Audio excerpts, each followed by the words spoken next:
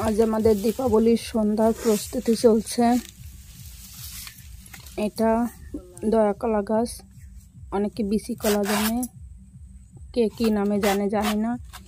এর এই খোলস দিয়ে আমরা প্রদীপের নিচে রাখার জিনিস বানাবো, আরও অনেক কিছু বানাবো। চলো তোমরা দেখবে আমাদের সঙ্গে।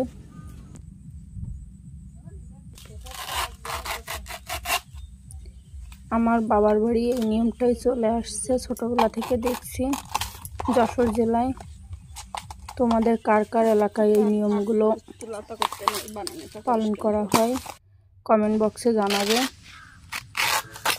দেখো আমি রাস্তায় বসে গেছি,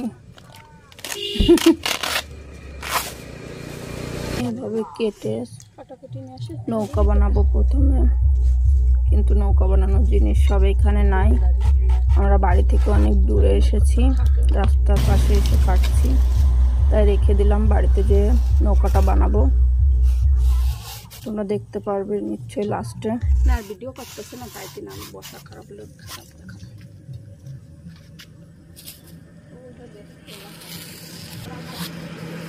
দেখা কাটা উল্টো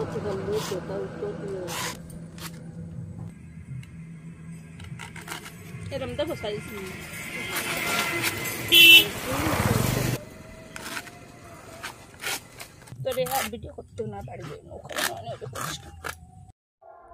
আমরা বাড়ি পৌঁছে গেছি, এবার বানাবো নৌকা। এই কলার খোলসের এক সাইড কেটে নিয়ে এভাবে মুড়ে দিয়ে, যে নারকেলের পাতার শলা হয় না, ওইটা ওর ভিতরে ঢুকিয়ে আটকে দেব। অবশ্যই পাতার শলা দেওয়ার চেষ্টা করবে, ঝাঁটা থেকে নিতে নেই, যেহেতু এটা পুজোর তাম।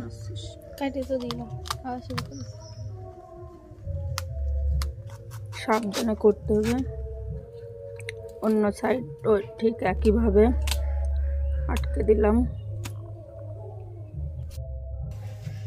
এবার দেখো, এটা গরুর গোয়ালের সামনে একটা কলা গাছের খোলস দিয়ে উঁচু করে রাখা হচ্ছে, মানে উঁচু করে প্রদীপটা জ্বালা হবে, মাটিতে না, মাটির থেকে উঁচু করে রাখতে হবে।